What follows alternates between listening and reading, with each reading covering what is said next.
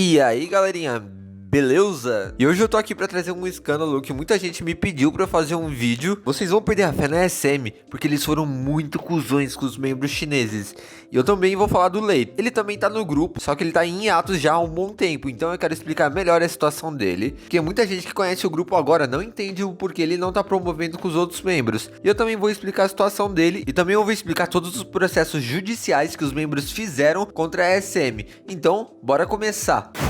Como vocês sabem, o EXO debutou em 2012 com 12 membros, sendo 4 chineses e 8 coreanos. E dentro disso, 3 dos 4 membros chineses processaram a SM, e um desses casos durou por muitos e muitos anos, só sendo concluído em 2018. Enquanto isso, a gente tem o Lei, que tá em hiatus do grupo desde 2016, 2017, e a gente não tem ideia se ele vai voltar em definitivo pro grupo ou não. Mas eu vou explicar também a situação dele, então vamos pro primeiro caso. Então vamos começar em 2014. No dia 15 de maio, a comunidade K-pop acorda muito surpresa, já que a gente recebeu a notícia que o Chris Wu do EXO estaria processando a SM para deixar o grupo, alegando que a empresa não estaria distribuindo os lucros do grupo de maneira justa, nem cuidando da sua saúde, e ainda o tratam mais como um produto do que como uma pessoa. Em 2013, a gente já teve um rumor onde ele estaria tentando deixar o grupo, porque uma vez ele some do grupo por 3 meses e só voltaria porque os managers imploraram a ele no Canadá. E os managers nessa época entraram em pânico, já que o Chris era um dos membros mais populares e carismáticos do EXO, e perder ele nessa época seria grave.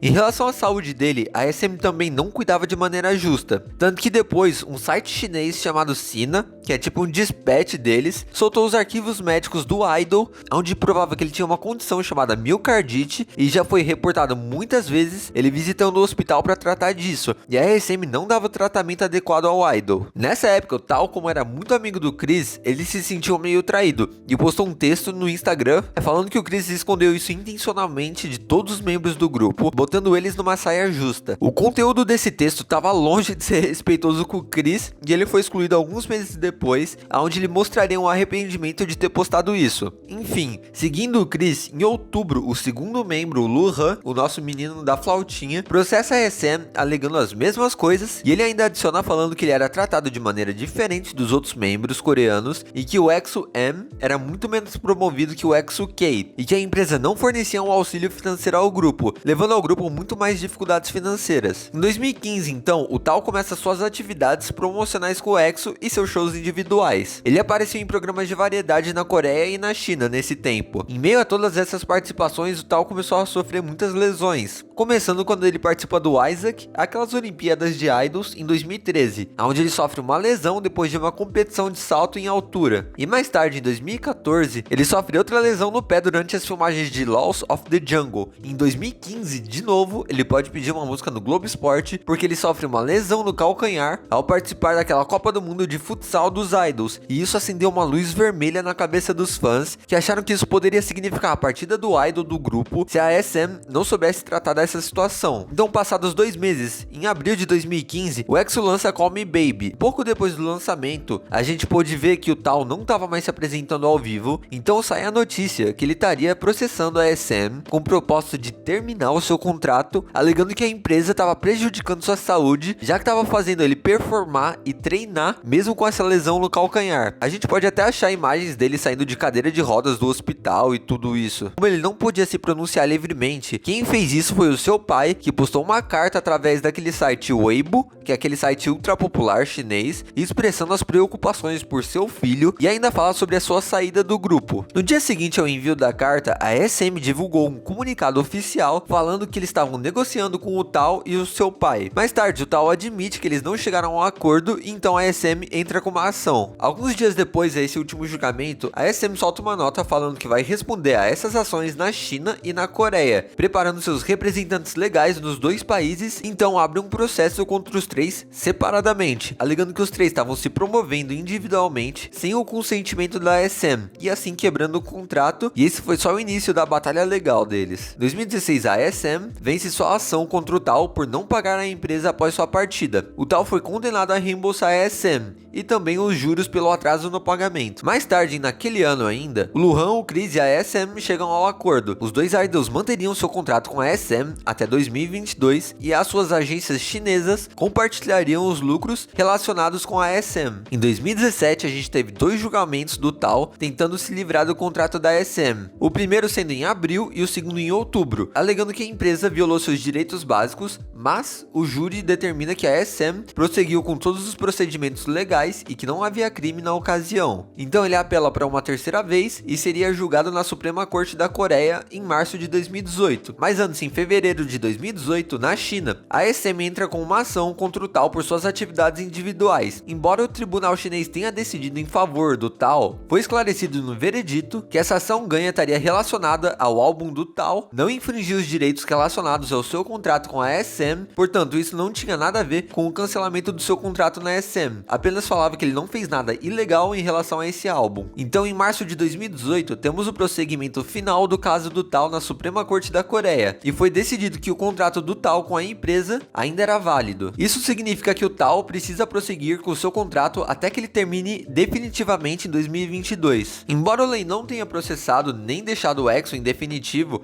eu acho que eu devo falar um pouco mais da sua situação no grupo. Ele tá em atos do grupo desde 2016, sendo o Monster o seu último comeback. O motivo desse hiatus foi determinado por dois fatores. Em 2016, a China baniu o K-pop de lá, já que a China e a Coreia do Sul entraram em uma tensão política, já que a Coreia e os Estados Unidos concordaram em instalar na Coreia um sistema de mísseis anti-ataque aéreo, e isso poderia afetar os interesses da China naquela região. Então o governo chinês passa a cancelar tudo que era atividades e transmissões de coisas relacionadas à Coreia no país, cancelando shows de vários grupos no país e também de dramas. Isso afetou duramente a SM em 2016, já que ela perde 18% de todas as suas receitas anuais naquele ano, que estavam vindo da China. Então a SM com o Lei entra num dilema, onde ela poderia usar ele para promover no país, mas se ele efetivamente continuasse promovendo com o EXO, ele seria visto como um traidor no país de origem. Então a SM, sem escolha, deixa o Lei na China, onde ele tem uma imensa popularidade para promover lá, e por lá o Lei tenta recuperar esse mercado tão desejado pela SM. Mas ele em si não quer deixar o EXO de maneira alguma. Em várias entrevistas ele já falou que ama o grupo e não tem interesse de deixar ele, e ele até disse que os seus momentos mais felizes na carreira foram com o grupo. Concluindo, o pior de tudo é que quando o Luhan, o Tal e o Chris deixaram o EXO, muitos fãs ficaram com o coração partido e completamente putos com os outros membros. Muitos se recusaram a acreditar que o que eles estavam falando era verdade e foram embora apenas porque não estavam ganhando tanto dinheiro quanto queriam ou porque eram preguiçosos. E eles foram até chamados de linha traidora nessa época. Esse não é o primeiro caso que isso ocorreu na SM, e na década passada já mostrava o quão mal tratava seus idols chineses, indo começado pelo Super Junior, e mais recentemente temos suspeitas de maltratamento ao Win do NCT. Será que eles realmente aprenderam essa lição ou estão melhorando? Até agora eu não tenho notícias de maltratamento aos membros do AV, o que pode ser uma boa notícia, ou não, né? Já que algo pode estar sendo acobertado. Então galera, eu me despeço aqui e quero perguntar pra vocês